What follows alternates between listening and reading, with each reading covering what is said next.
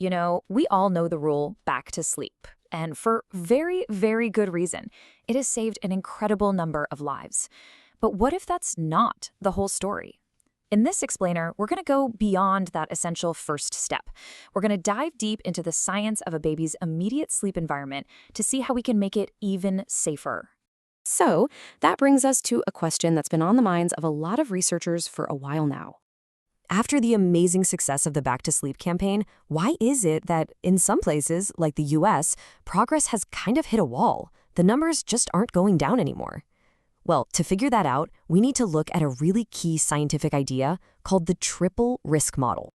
Okay, so this model basically says that for a tragedy to happen, it's usually this perfect storm of three different things coming together. You have a vulnerable infant, they're in a critical developmental window, usually between 2 and 4 months, and there's some kind of external stressor from the environment. Now, the first two, we can't change those. But that third one, the external environment, that's something we can influence. And that's exactly what we're going to zero in on today. This takes us right into a baby's most immediate personal space, their sleep microenvironment. And this leads us to a really important question. Could the mattress, the very thing a baby sleeps on night after night, actually be a major source of that environmental stress? And you have to understand why this matters so much. A newborn's body it's completely different from ours. For starters, they have to breathe through their nose. Their airways are incredibly tiny, and they can collapse easily. Plus, those little alarm bells in the brain that tell us to wake up if something's wrong, they're just not fully developed yet. And to top it all off, their little bodies are working so hard that they need twice the oxygen an adult does. It all adds up to make them incredibly sensitive to their surroundings. So how could a simple mattress create stress?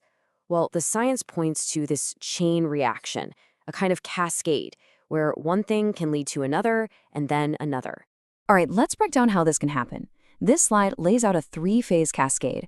See how one stressor can set the stage for the next?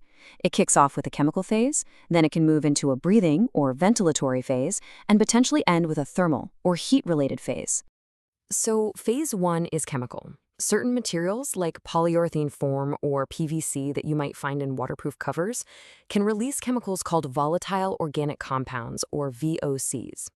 These can irritate a baby's very delicate airways, and this is really important. They can actually dull those natural reflexes that are supposed to wake them up. Next up is the ventilatory phase. If a baby rolls over onto a surface that isn't breathable, it can trap a little pocket of their own exhaled carbon dioxide.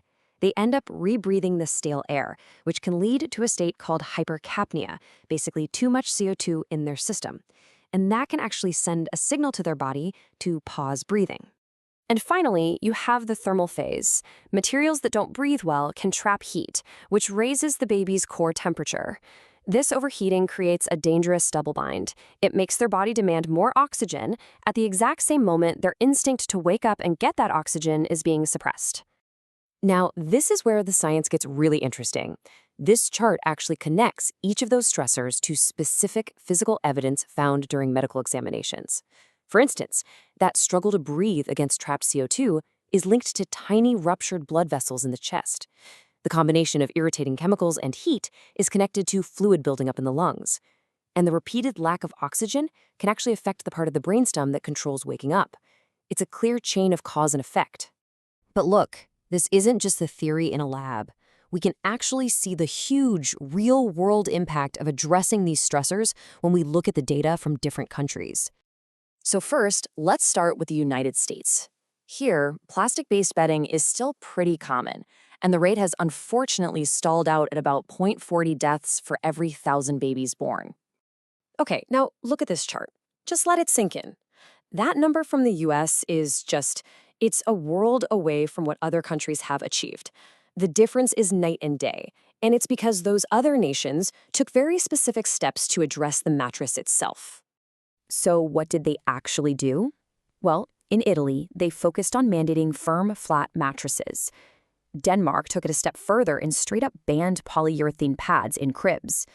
In Slovenia, it's more of a cultural thing to use breathable, natural fiber mattresses. And get this, in New Zealand, a program that wrapped foam mattresses in a special inert material saw 0 deaths among the babies who used them. 0. So, of course, this all leads to a very practical question for any parent out there. What can you actually do with all this information?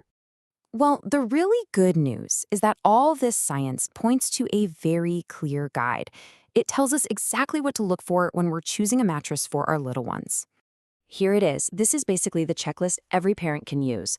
You want a surface that's truly breathable, one that allows air and CO2 to just pass right through.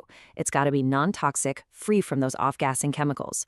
Of course, it absolutely needs to be firm and flat for proper support. And ideally, it helps regulate temperature instead of trapping heat. It's really no surprise that natural materials, things like flax, wool, or organic cotton, often tick all of these boxes naturally. And that right there is the whole point. An informed choice is an empowered choice. When you really understand the why behind all these recommendations, it gives you the confidence to choose the what that feels right for your family.